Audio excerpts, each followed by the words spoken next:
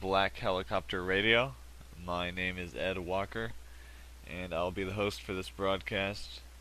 The website is blackhelicopterradio.com. And then also, if you would like to listen to via Blog Talk Radio, you just go to blogtalkradio.com/antimatterzone. And you can listen to me there. Just on the player, just click Black Helicopter Radio. That's me. We also have the Next Step Radio, and then also Jeffrey Grupp of antimatterradio.com does some broadcasts from time to time on there. So let's just get straight to the topic of today's broadcast. Today I'm going to be discussing something the internet's been just really buzzing with info on this lately, and it's this the fact that there's all sorts of information coming out about so-called, possible extraterrestrials and UFOs and the whole thing. I mean, it's just getting more and more hyped. And just when I thought it couldn't get any more hyped than some of the news articles I was reading, I found a new one today. Let me just go to it. This one's from Yahoo. It's could Goldilocks planet be just right for life? And Goldilocks is in quotes. And I'll just read it. Just basically, just to sum it up, they are saying, I'll just read like the first few sentences. Astronomers say they have, for the first time, spotted a planet beyond our own in what is sometimes called the Goldilocks zone for life. Not too hot, not too cold, just right. Not too far from its star, not too close. So it could contain liquid water. The planet itself is neither too big nor too small for the proper surface gravity and atmosphere. It's just right, just like Earth. So basically they're saying that they found a planet that has a strong possibility of having life on it. So that comes on top of these other things. A huge one, I made a video about this, and I'll probably just play it here in a second, is with the UN appointing an basically like an alien ambassador. If there was extraterrestrials to come to Earth, they have someone set up who would be, they call it the take me to your leader person. Actually, I'll just play that clip right now because it's not too long. The title is a UN to appoint space ambassador to greet alien visitors. And if you've been listening to Black Helicopter Radio, recently I interviewed Chris White, and he went into pretty good detail of how he thinks they're going to rein in the New World Order with a fake alien invasion. I mean, that's what he thinks will happen. And, from all the hype and things with the extraterrestrials, aliens, this thing is huge. Just the UN actually setting up people to meet with extraterrestrials is pretty impressive. This is a pretty big update in that theory. I just want to say I have no idea what's going to happen in the future. I'm not predicting this will 100% happen. This is just a possibility. Ultimately, I'm just like you, just researching this and using the evidence to what might happen. But you can kind of get a picture of what's going to happen in the future with its conditioning. They put these ideas out there into the public mind. And for example, before 9/11, we had things implanted into our consciousness, like The Lone Gunman was a TV show that had an airplane being flown by the government into the World Trade Centers to start wars in the Middle East. So you just really got to look at what the mainstream is putting out there and then analyze it from our perspective. And this is a huge one. This is, the article's pretty short. I think I'll just read it for all of you if any of you don't feel like going to the link and reading it. So the title is UN to appoint space ambassador to greet alien visitors. It's from the Telegraph in the UK. Telegraph.co.uk is the website. Alright. And it starts, Mazlan Othman, a Malaysian astrophysicist, is set to be tasked with coordinating humanity's response if and when extraterrestrials make contact. Aliens who landed on Earth and asked, "Take me to your leader," would be directed to Mrs. Othman. She will set out the details of her proposed new role at a Royal Society conference in Buckinghamshire next week. The 58-year-old is expected to tell delegates that the proposal has been prompted by the recent discovery of hundreds of planets orbiting the stars, which is thought to make the discovery of extraterrestrial life more probable than ever before. Mrs. Othman is currently head of the UN's little-known Office for Outer Space Affairs. Wow, I haven't heard of that. In a recent talk to fellow scientists, she said, "The continued search for extraterrestrial communication by several entities sustains the hope that someday humankind will receive signals from extraterrestrials." And then, continuing, "When we do, we should have in place a coordinated response that takes into account all the sensitivities related to the subject. The UN is a ready-made mechanism for such coordination." End quote. Professor Richard Crowther, an expert in space law at the UK Space Agency, who leads delegations to the UN, said, quote, "Othman is absolutely the nearest thing we have to a take-me-to-your-leader person." End quote. The plan to make UNOSA, which is the Office for Outer Space Affairs, the coordinating body for dealing with alien encounters, will be debated by UN Scientific Advisory Committee and should eventually reach the body's General Assembly. Opinion is divided about how future extraterrestrial visitors should be greeted. Under the Outer Space Treaty on 1967, which UNOSA oversees, UN members agreed to protect Earth against contamination by alien species by sterilizing them. Mrs. Othman is understood to support a more tolerant approach, but Professor Stephen Hawking has warned that alien interlopers should be treated with caution. He said, quote, "I imagine they might exist in massive ships, having used up all the resources from their home planet. The outcome for us would be much as when Christopher Columbus first landed in America, which didn't turn out very well for the Native Americans." End quote. Yeah, it's just getting more and more hype about these ETs, and ultimately I think it'll be a deception. It'll be a fake alien invasion. I mean, it's pretty unlikely it'd be real.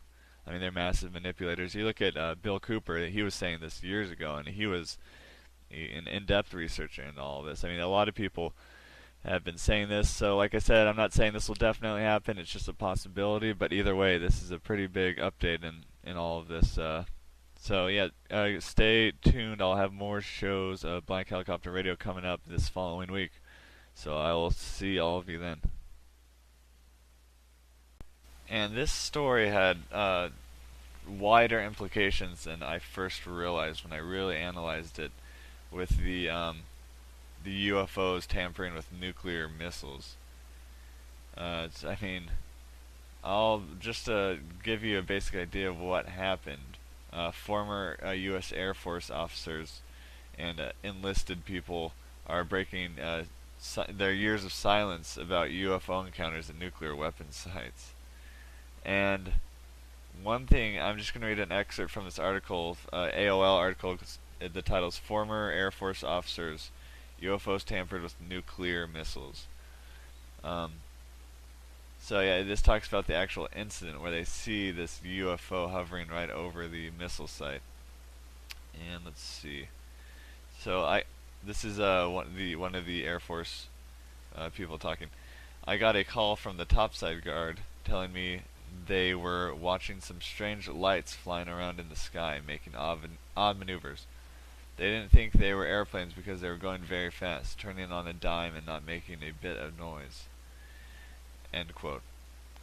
Quote, "A few minutes later, he called back, this time screaming into the phone, scared to death, and he said, 'Sir, I'm looking out my front window, and there is a glowing red oval-shaped object hovering right above the front gate, and I've got all the guards out here with their weapons drawn.'"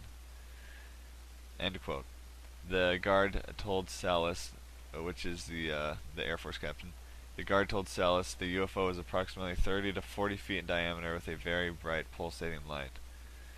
When the guard asked what they should do next, Salas' immediate response was that they had to do whatever was necessary to protect the nuclear missile area. Quote, "So basically I was giving them permission to use whatever force they needed to use to keep anything out." And then, end quote.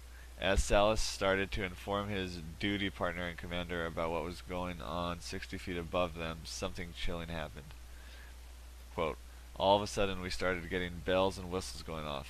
As we looked at the display board in front of us, sure enough, the missiles began going into an unlaunchable or no-go mode.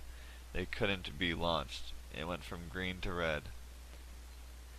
We also had a couple of security violations, meaning there were lights indicating some kind of intrusion at the missile sites where the missiles were actually located about a mile or two away from the launch control facility. End quote. Salas said they immediately performed a system checklist to see what was wrong and to determine how it was possible that 10 nuclear missiles could suddenly be deactivated. Yeah, so okay, so the reason I'm saying this has huge implications, the fact that these UFOs are going and tampering with nuclear missiles, and this is coming from people, not just some crackpots. This is people in the military, and why are they saying this could just be a huge, government operation? They're trying to make it look like these extraterrestrials are almost like the good guys. They're coming and they're deactivating these big evil nuclear missiles, and if you listen to my interview with Chris White, he believes, as many other Illuminati New World Order researchers do, believe that they're gonna rein in their New World Order, one world religion, one world government system through a fake alien invasion or ET contact, whatever, however it goes down. That's what he believes, and many others. Bill Cooper warned of this, which I'll play that clip in a minute. But he says in that clip that they're going to come at a time when the world is just on the verge of complete destruction, chaos, and they're going to come, and he thinks they're going to be seen as our saviors. So the fact that they're starting to leak these stories, at this time right now about how these UFOs were disarming our nuclear weapons, it's already starting to put them in like a positive light, which is really bizarre. And this backs up what Chris White was saying about the fact that they're going to be seen as our saviors, and also one thing that's been kind of this mainstream idea is the ancient astronaut theory. They put documentaries on the History Channel about that, and he said in this interview too that these aliens will have all the answers, and they'll say, because he's a Christian, so he has a lot of he looks at this from a very religious perspective, and he says the ETs would say, we seeded you. We're basically your creator. There's no God. We planted you here, and it's just all very creepy implications. Because if you, like him, he believes, in the biblical story in Revelations with the Antichrist and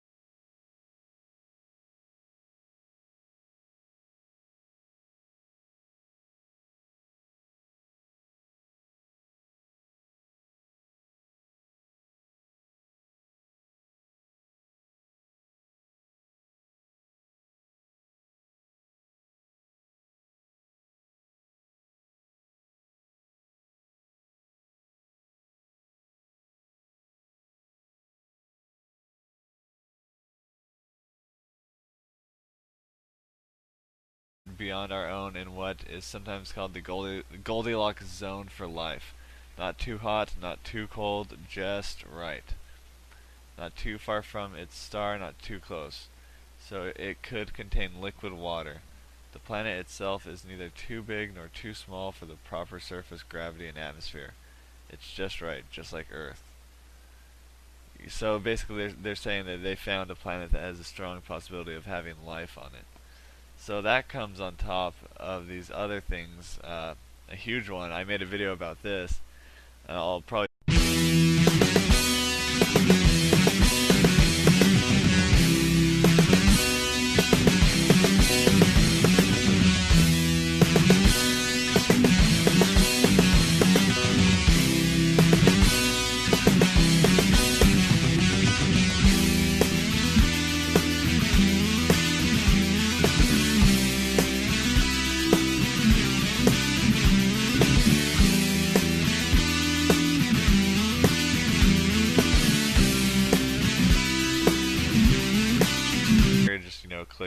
Helicopter Radio, that's me. We also have the Next Step Radio. And then also Jeffrey Grupp of antimatterradio.com does some broadcasts from time to time on there. So let's just get straight to the topic of today's broadcast. Today I'm going to be discussing something the internet's been just really buzzing with info on this lately. And it's this the fact that there's all sorts of information coming out about so-called, possible extraterrestrials and UFOs and the whole thing. I mean, it's just getting more and more hyped. And just when I thought it couldn't get any more hyped than some of the news articles I was reading, I found a new one today. Let me just go to it. This one's from Yahoo. It's could Goldilocks planet be just right for life? And Goldilocks is in quotes. And I'll just read it. Just basically, just to sum it up, they are saying, I'll just read like the first few sentences. Astronomers say they have, for the first time, spotted a planet.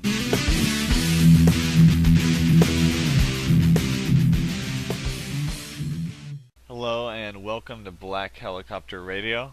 My name is Ed Walker, and I'll be the host for this broadcast. The website is blackhelicopterradio.com. And then also, if you would like to listen to via Blog Talk Radio, you just go to blogtalkradio.com/antimatterzone.